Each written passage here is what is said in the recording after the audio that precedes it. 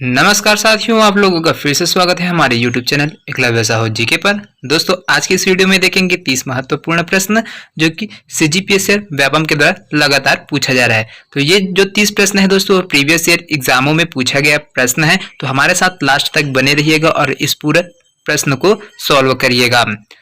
तो जितने भी नए दोस्त हमारी इस वीडियो को देख रहे हो, हमारे चैनल को सब्सक्राइब करना ना भूलें, साथ में बेल आइकन को प्रेस जरूर करें ताकि आप लोगों को वीडियो का नोटिफिकेशन मिलता रहे। तो चलिए दोस्तों, आपके स्क्रीन पर है पहला प्रश्न। पहला प्रश्न क्या बोलते हैं दोस्तों, चितवा डोंगरी की गुफाएं किस जिले में स्थित है? जो चितवा डोंगरी की गुफा है वो कौन से जिले में उपस्थित है? कांकेर जिले में, गरियाबंद में, राजनांदगांव में या फिर कवर्धा में, या फिर इनमें से कोई नहीं। तो कौन से जिले में उपस्थित है ये? तो आपका ऑप्शन सी बिल्कुल सही हो जाएगा। चितवा डोंगरी की गुफा राजनांदगांव जिले में है। सीजीपीएससी के द्वारा 2017 में इस प्रश्न को पूछा गया था। चलिए दूसरा प्रश्न देखते हैं। दूसरा प्रश्न है दोस्तों, आप लोग देख सकते हैं यहाँ से। दूसरा प्रश्न है, चौवा ढाल पहाड़ी पर स्थित शैल चित्र का स्थान कौन सा? यहाँ पर जो शैल चित्र बना हुआ है चौवा ढाल पहाड़ी पर, वो कहाँ पर है, किस जगह पर है? कबरा पहाड़ में, बसनजर में, सिंघनपुर में, टेरम में, या फिर किस जगह पर? तो आपका ऑप्शन सी बिल्कुल सही हो जाएगा। यहाँ पर जो चौवा ढाल पहाड़ी पर जो शैल चित्र उपस्थित है वो कहाँ पर स्थित है? सिंघनपुर में अवस्थित है। ऑप्शन सी आपका बिल्कुल सही हो जाएगा। सीजीपीएससी आईएमओ के द्वारा 2020 में इस प्रश्न को लिया गया था। चलिए अगला प्रश्न देखते हैं। तीसरा प्रश्न है, छत्तीसगढ़ के निम्नलिखित स्थानों से पाषाण युग के औजार प्राप्त हुए। तो कौन कौन से जगह से पाषाण युग के औजार प्राप्त हुए दोस्तों? धनपुर जिला बिलासपुर, अर्जुनी जिला दुर्ग, सिंघनपुर जिला रायगढ़ और कबरा पहाड़ जिला कोरबा।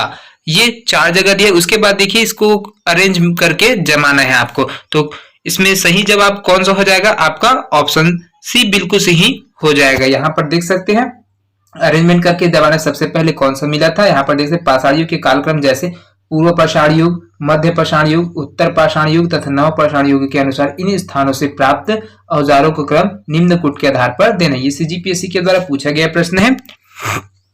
तो सबसे पहले आ जाएगा आपका सिंघनपुर जिला रायगढ़, उसके बाद कबरा पहाड़ जिला रायगढ़, उसके बाद आ जाएगा आपका धनपुर जिला बिलासपुर और उसके बाद आ जाएगा अर्जुनी जिला दुर्ग। ठीक है दोस्तों, 3 4 1 2 इसका पैटर्न है। इस पैटर्न पर ये आएगा। ठीक है दोस्तों, चलिए अगला प्रश्न देखते हैं। अगला प्रश्न है, यहाँ पर देखिए उससे पहले देख सकते हैं यहाँ पर पाषाण युग में सिंघनपुर जिला रायगढ़ में भी है। जैसे कि यहाँ पर देख सकते हैं आप लोग रायगढ़ पूर्व पाषाण युग के जो औजार मिले थे वो पहले सिंघनपुर में मिले थे रायगढ़ से। मध्य पाषाण युग के कबरा पहाड़ जिला रायगढ़, उत्तर पाषाण युग है धनपुर जिला गोरापंडा मरवाही और नव पाषाण युग है वो अर्जुनी जिला बालोद से प्राप्त हुए हैं। तो ये इसका कालक्रम है, ये चीज देख सकते हैं। चलिए अगला प्रश्न देखते हैं। अगला प्रश्न है, रायगढ़ जिले का सिंघनपुर प्रसिद्ध है। अब यहाँ पर जो सिंघनपुर है वो किस लिए प्रसिद्ध है? रायगढ़ जिले के क्षेत्र शैल चित्र के लिए, काष्ठ शिल्प के लिए, मूर्ति कला के लिए या फिर नृत्य कला के लिए। तो किसके लिए प्रसिद्ध है सिंघनपुर? तो आपका ऑप्शन ए बिल्कुल सही हो जाएगा, शैल चित्र के लिए प्रसिद्ध है। यहाँ पर पाषाणकालीन जो शैल चित्र है वो प्राप्त हुए हैं। चलिए अगला प्रश्न देखते हैं। अगला प्रश्न है 5वां नंबर का, छत्तीसगढ़ राज्य में शैल चित्र के लिए कौन सा जिला प्रसिद्ध है? यहाँ पर बिलासपुर, रायगढ़, कबीरधाम, सरगुजा। तो कौन सा जिला प्रसिद्ध है शैल चित्रों के लिए? तो आपका ऑप्शन बी बिल्कुल सही हो जाएगा दोस्तों। यहाँ पर जो रायगढ़ जिला है वो बहुत ही ज्यादा प्रसिद्ध है। सीजीपीएससी AG3 2018 में इसको पूछा गया था।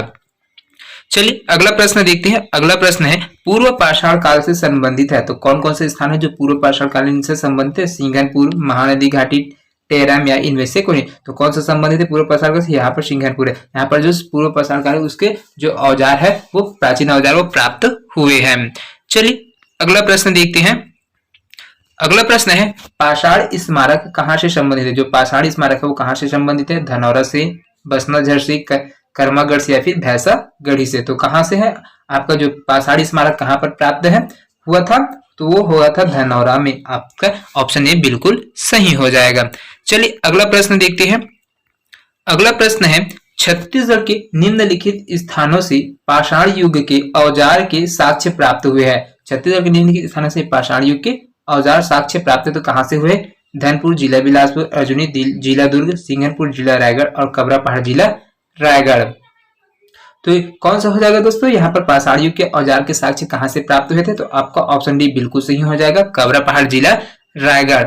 सीजीपीएससी 2018 मेन एग्जाम में लिया गया प्रश्न है। चलिए अगला प्रश्न देखते हैं, 9वां नंबर का प्रश्न है, बहुत ही महत्वपूर्ण प्रश्न है दोस्तों। छत्तीसगढ़ में चितवा डोंगरी के शैल चित्रों की खोज सर्वप्रथम किसने की थी। यहाँ पर जो चितवा डोंगरी है, रायगढ़ में पहाड़ी है चितवा डोंगरी पहाड़ी कि वहां पर गुफाएं हैं, चितवा डोंगरी की गुफा, उसमें जो शैल चित्र बना हुआ है उसको सबसे पहले किसने खोजा था। जे.आर. कांबले एवं रविंद्रनाथ मिश्र, भगवान सिंह बघेल एवं रविंद्रनाथ मिश्र, भगवान सिंह बघेल एवं अरुण कुमार शर्मा, या फिर अरुण कुमार शर्मा एवं विष्णु श्रीधर कावड़कर। तो कौन सा सही दोस्तों, आपका ऑप्शन भी बिल्कुल सही हो जाएगा, भगवान सिंह बघेल एवं रविंद्रनाथ मिश्र। इसने यहाँ पर जो शैल चित्र है चितवा डोंगरी की पहाड़ी में गुफाएं हैं वहां पर इसकी खोज की थी सबसे पहले। चलिए अगला प्रश्न देखते हैं। अगला प्रश्न है, छत्तीसगढ़ में महापाषाण युगीन सभ्यता के अवशेष कहाँ मिलते हैं। यहाँ पर जो महापाषाण युगीन सभ्यता है वहां का उसका अवशेष छत्तीसगढ़ में किस स्थान पर मिला है, तालागांव में, मल्हार में, तुमार में या फिर शिवरीनाथ में। तो कौन से स्थान से प्राप्त हुए हैं प्राचीन महापाषाण युगीन सभ्यता के अवशेष, तो आपका ऑप्शन भी बिल्कुल सही हो जाएगा दोस्तों। यहाँ पर जो मल्हार है बिलासपुर जिले में उस वहां पर ये प्राप्त हुए हैं। 2020 में असिस्टेंट HYD में पूछा गया प्रश्न है। चलिए अगला प्रश्न देखते हैं, 11वां नंबर का प्रश्न है ये। ऐतिहासिक व पुरातात्विक स्थल ओंगना एवं भैंसागढ़ी किस जिले में स्थित है। यहाँ पर ओंगना और भैंसागढ़ी कौन से जिला में उपस्थित है, रायगढ़ में, जसपुर में, बस्तर में या फिर जांजगीर चांपा में। तो कहां पर है ये, तो इसका सही जवाब हो जाएगा आपका ऑप्शन ए बिल्कुल सही है, रायगढ़ में ये उपस्थित है।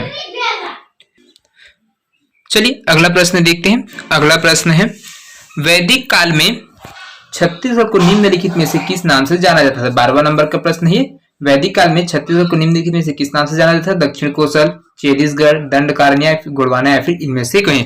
तो किस नाम से जाना जाता था तो वैदिक काल में, तो इनमें से कोई नहीं, आपका ऑप्शन आ जाएगा क्योंकि वैदिक काल के साक्ष्य यहाँ पर प्राप्त नहीं हुए दोस्तों। छत्तीसगढ़ में वैदिक काल से संबंधित कोई भी साक्ष्य अभी तक प्रमाणिक रूप से प्राप्त नहीं हुआ है, इसमें और ऑप्शन दिया नहीं है, इस वजह से इसमें से कोई नहीं है ऑप्शन लिया गया था। चलिए अगला प्रश्न है, वेदों में वर्णित बस्तर का नाम क्या है। अगला प्रश्न है 13वां नंबर का, दक्षिण दिक, ध्रुव दिक, इंद्र दिक या ब्रह्म दिक। तो जो वेद में वर्णित है बस्तर का नाम, जिसको प्राचीन समय में दंडकारण्य या फिर चक्रकूट बोला जाता था, उसको जो हमारे जो वेद है उसमें वर्णन हुआ है बस्तर के स्थान का, तो उसका नाम क्या था, किस नाम से जाना जाता था। तो आपका ऑप्शन ए बिल्कुल सही हो जाएगा, दक्षिण दिक के नाम से जाना जाता था किसको, बस्तर को। चलिए अगला प्रश्न देखते हैं। अगला प्रश्न है, अब छत्तीसगढ़ कहे जाने वाले प्रदेश का प्राचीन नाम क्या है। अभी वर्तमान में जिसको छत्तीसगढ़ बोलते हैं हमारे राज्य को, उसका प्राचीन नाम क्या था। कलिंगा, चेरलम, उज्जैनी, वारंगल या फिर दक्षिण कोसल। तो कौन होगा आपका ऑप्शन ई बिल्कुल सही हो जाएगा, दक्षिण कोसल। चलिए अगला प्रश्न देखते हैं, 15वां नंबर का प्रश्न है ये। छत्तीसगढ़ को पहले किस नाम से जाना जाता था। छत्तीसगढ़ को पहले किस नाम से जाना जाता था, आपका ऑप्शन सी बिल्कुल सही हो जाएगा, दक्षिण कोसल के नाम से जाना जाता था। चलिए अगला प्रश्न देखते हैं। अगला प्रश्न है 16वां नंबर का, महाकाव्य रामायण में बस्तर का उल्लेख किस क्षेत्र के नाम से किया गया। अब रामायण काल है सतयुग में, सतयुग बोलते त्रेता युग में है ना, तो बस्तर का उल्लेख किस नाम से किया गया था। वहां पर सुंदरवन क्या, फिर दंडकारण्य या फिर किष्किंधा या फिर चित्रकूट। तो कौन से रामायण कालीन मतलब त्रेता युग में बस्तर को कौन से नाम से जाना जाता था, तो आपका ऑप्शन भी बिल्कुल सही हो जाएगा, दंडकारण्य के रूप में जाना जाता था। 2019 में इस प्रश्न को लिया गया प्रश्न है। चलिए अगला प्रश्न देखते हैं। अगला प्रश्न है, छत्तीसगढ़ की प्राचीन भाषा का नाम क्या था। 17वां नंबर का प्रश्न है, छत्तीसगढ़ की प्राचीन भाषा का नाम क्या था। हल्बी, अवधी, कोशली या फिर महाकांताई। तो उस समय कौन सी भाषा बोला जाता था छत्तीसगढ़ में, तो आपका ऑप्शन सी बिल्कुल सही हो जाएगा, प्राचीन भाषा क्या थी छत्तीसगढ़ की, कोशली थी। 2016 प्री एग्जाम में इस प्रश्न को पूछा गया प्रश्न है। चलिए अगला प्रश्न देखते हैं। 18वां नंबर का प्रश्न है ये, प्राचीन काल में छत्तीसगढ़ के किस नाम से जाना जाता था जिसका उल्लेख रामायण और महाभारत दोनों में मिलते हैं। महाभारत काल और रामायण काल में, दोनों काल में छत्तीसगढ़ को कौन से नाम से जाना जाता था। सिरपुर, दक्षिण कोसल, मेनहादी या फिर सिंघनगढ़। तो किसको है, आपका ऑप्शन भी बिल्कुल सही हो जाएगा दोस्तों। दक्षिण कोशल के नाम से प्रख्यात है, प्राचीन नाम भी छत्तीसगढ़ का प्राचीन नाम है और महाभारत और रामायण कालीन में भी इसको दक्षिण कोशल ही बोला जाता था। सीजीपीएससी के द्वारा 2019 में इस प्रश्न को लिया गया प्रश्न है। चलिए अगला प्रश्न देखते हैं। 19वां नंबर का प्रश्न है, छत्तीसगढ़ में बोली जाने वाली भाषा छत्तीसगढ़ी का प्राचीन नाम क्या है। यहाँ पर जो बोली जाने वाली भाषा छत्तीसगढ़, उसका प्राचीन नाम क्या है, प्राचीन समय में क्या है, रक्षाहून, दक्षिण कोशली, केंद्रीय या फिर उत्तरी या फिर लहरिया। तो किस नाम से ज्यादा फेमस था ये छत्तीसगढ़ की जो भाषा है वो, तो आपका ऑप्शन भी बिल्कुल सही हो जाएगा, दक्षिणी कोशली नाम से प्रसिद्ध थी। 2019 में इस प्रश्न को लिया गया है। चलिए अगला प्रश्न देखते हैं। अगला प्रश्न है, अब छत्तीसगढ़ कहे जाने वाले प्रदेश का प्राचीन नाम है। अभी वर्तमान में छत्तीसगढ़ का है, उसका प्राचीन नाम क्या था, चेलम, उज्जैनी, देखिए तो दक्षिण कोशल। चलिए अगला प्रश्न देखते हैं। अगला प्रश्न है 21वां नंबर का, छत्तीसगढ़ में तुरतुरिया किस ऋषि से संबंध है। यहाँ पर जो तुरतुरिया स्थान पूछा गया वो कहाँ पर किसे से संबंधित है दोस्तों, अगस्त्य ऋषि से, लोमस ऋषि से, फिर वाल्मीकि ऋषि से या फिर वशिष्ठ से। तो कौन सा संत से संबंधित है ये तुरतुरिया, तो आपका ऑप्शन सी बिल्कुल सही हो जाएगा दोस्तों। तुरतुरिया यहाँ पर लव कुश का जन्म स्थान है। माता सीता जब अपने वहां से घर से छोड़कर आई थी तो उसके बाद वो कहाँ पर निवास करती थी, तुरतुरिया में। तो वहीं पर लव कुश का जन्म हुआ है और वाल्मीकि वहां पे रहते थे, वह महर्षि वाल्मीकि भी वहां पर रहते थे। 2020 में यह प्रश्न को लिया गया था। चलिए अगला प्रश्न देखते हैं दोस्तों। पुराणों में छत्तीसगढ़ के रतनपुर के हैह वंशीय राजा मयूरध्वज की दंत कथा के संबंध में निम्न में से कौन सा कथन सत्य नहीं है। यहाँ पर असत्य कथन को बताना है दोस्तों आप लोग। तो पहला दिया है, मयूरध्वज हस्तिनापुर के पांडव राजा युधिष्ठिर का समकालीन था, ये सही है कि गलत है। दूसरा, अश्वमेघ यज्ञ के घोड़े को लेकर उसका अर्जुन से विवाद हो गया था। तीसरा देखिए, इस विवाद का समाधान युधिष्ठिर द्वारा किया गया था। और चौथा है डी है, मयूरध्वज ने इसके लिए अपने शरीर को आरे से कटवा दिया था। तो कौन कौन सा स्टेटमेंट सही है दोस्तों, यहाँ पर तो देखिए पहला स्टेटमेंट बिल्कुल सही है, तो मयूरध्वज है हस्तिनापुर के पांडव राजा युधिष्ठिर के समकालीन थे। अश्वमेघ यज्ञ को लेकर अर्जुन के साथ उसका विवाद भी हो गया था, ये भी सही। और मयूरध्वज ने इसके लिए अपने शरीर को आरे से कटवाया था, ये भी सही है। लेकिन ये ऑप्शन बी है, ऑप्शन सी है वो बिल्कुल गलत है। इस विवाद का समाधान युधिष्ठिर द्वारा किया गया था, तो इसका समाधान इसके द्वारा नहीं किया गया था। इस प्रकार से आपका जो असत्य कथन है वो ऑप्शन सी हो जाएगा, ऑप्शन सी। चलिए अगला प्रश्न देखते हैं। अगला प्रश्न है 23वां नंबर का प्रश्न है।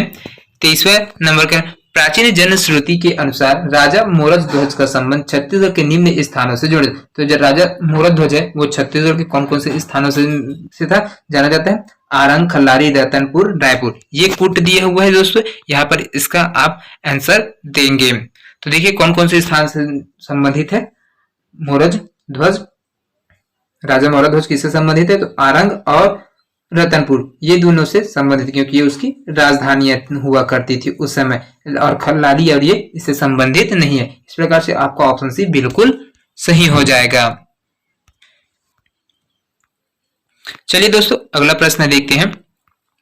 अगला प्रश्न है 24वां नंबर का, छत्तीसगढ़ में ऋषभ तीर्थ की जानकारी का साहित्यिक स्रोत क्या है। यहाँ पर जो ऋषभ तीर्थकर है, जैन तीर्थकर ऋषभ तीर्थ, उसकी जानकारी किससे प्राप्त होती है, रघुवंशम से, महाभारत से, आदि पुराण से या फिर अर्थशास्त्र से, फिर इनमें से तो कौन सा सही हो जाएगा दोस्तों, आपका ऑप्शन भी बिल्कुल सही हो जाएगा। महाभारत है, महाभारत नामक पुस्तक साहित्यिक पुस्तक है, उससे जानकारी मिलती है स्रोत से, महाभारत से।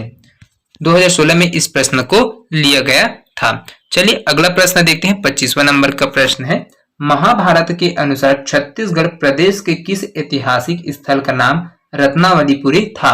यहाँ पर महाभारत काल में छत्तीसगढ़ के कौन से जगह है जिसका नाम रत्नावलीपुरी था, सिंगनपुर, नारायणपुर, सिरपुर या फिर रतनपुर। तो महाभारत काल में रतनपुर को रत्नावलीपुरी के नाम से जाना जाता था। ऑप्शन डी आपका बिल्कुल सही हो जाएगा। सीजीपीएससी सीट 2020 में इस प्रश्न को लिया गया था।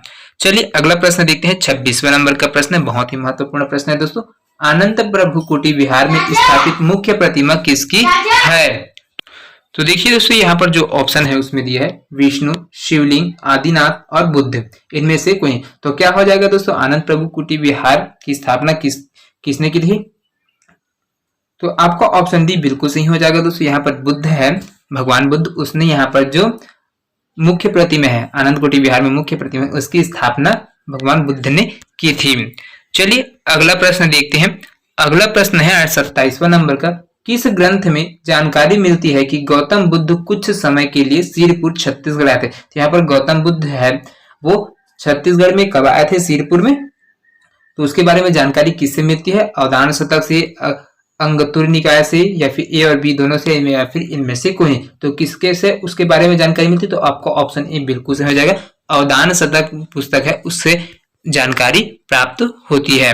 चलिए अगला प्रश्न देखते हैं। 28वां नंबर का प्रश्न है, बहुत ही महत्वपूर्ण प्रश्न है दोस्तों। चेदी महाजनपद के अंतर्गत सम्मिलित था मध्य प्रदेश, झारखंड, बिहार, छत्तीसगढ़। तो कौन सम्मिलित है चेदी महाजनपद के का? तो यहाँ पर आपका ऑप्शन डी बिल्कुल सही हो जाएगा। छत्तीसगढ़ है वो चेदी महाजनपद का अंतर्गत आता था। प्राचीन समय में टोटल हमारे भारत देश में 16 महाजनपद थे, जिनमें से एक था चेदी महाजनपद, जिसके अंतर्गत छत्तीसगढ़ आता था। चलिए अगला प्रश्न देखते हैं दोस्तों। अगला प्रश्न है 29वां नंबर का प्रश्न है। यहाँ से देख सकते हैं आप लोग, ऑप्शन दिया है उसमें पढ़े, स्टेटमेंट दिया है उसको पढ़ के सही गलत को बताना है। प्राचीन छत्तीसगढ़ का ऊपरी भाग मौर्य साम्राज्य में सम्मिलित था। जो उत्तर छत्तीसगढ़ भाग है उसको बोल रहा है, तो ये सम्मिलित था, तो बिल्कुल सही है दोस्तों। ये जो छत्तीसगढ़ का ऊपरी भाग है उत्तर छत्तीसगढ़, वो मौर्य साम्राज्य में सम्मिलित है। जो छोटा नागपुर के पठार वाला क्षेत्र आता है वहां पे। दूसरा देखिए, सरगुजा क्षेत्र की सीताबिंगरा और जोगीमारा गुफाओं से मौर्यकालीन अभिलेख प्राप्त है। तो बिल्कुल ये भी बिल्कुल सही है दोस्तों। यहाँ पर जो सीताबिंगरा और जोगीमारा की गुफा है उससे मौर्यकालीन अभिलेख प्राप्त हुए हैं। और तीसरा देखिए, अशोक के कलिंग अभिलेख से इसकी पुष्टि होती है। तो नहीं ये बिल्कुल गलत है दोस्तों। अशोक के जो कलिंग अभिलेख है उससे इसकी पुष्टि होती है। इस प्रकार से कौन कौन सा सही हो जाएगा दोस्तों? आपका पहला और दूसरा ऑप्शन भी बिल्कुल सही हो जाएगा। 1 और 2 सही है, लेकिन 3 गलत है। चलिए आज के सेशन का अंतिम प्रश्न देखते हैं दोस्तों। बहुत ही महत्वपूर्ण प्रश्न है। तो देखिए यहाँ पर बहुत ही महत्वपूर्ण अंतिम प्रश्न है 30वां नंबर का। सुतनुका नामक देवदासी का उल्लेख किस शिलालेख में हुआ है? सुतनुका नामक जो देवदासी है उसका उल्लेख किस शिलालेख से प्राप्त हुई जानकारी? सीताबिंगरा, जोगीमारा, किरारी, या फिर गुंजी। तो कहां से प्राप्त हुए शिलालेख? तो आपका ऑप्शन भी बिल्कुल सही हो जाएगा। जोगीमारा की गुफा है वहां से जो शिलालेख प्राप्त हुए उसमें सुतनुका और देवदासी का वर्णन हुआ है, जिसमें प्रेम गाथाओं के बारे में जानकारी प्राप्त होती है। तो दोस्तों आप लोगों को ये 30 प्रश्न कैसे लगे हमें कमेंट करके जरूर बताइएगा। और आप लोगों को इसमें से कितने प्रश्न भी मालूम था, उसका जवाब मालूम था, आप लोग कमेंट जरूर करिएगा। वीडियो पसंद आया होगा तो हमारे चैनल को सब्सक्राइब करना और बेल आइकन को प्रेस करना और ज्यादा से ज्यादा लोगों तक शेयर करना, ताकि वो लोग भी इसका फायदा ले सके। मिलते हैं नेक्स्ट वीडियो में दोस्तों, तब तक के लिए अलविदा। जय हिंद, जय छत्तीसगढ़। थैंक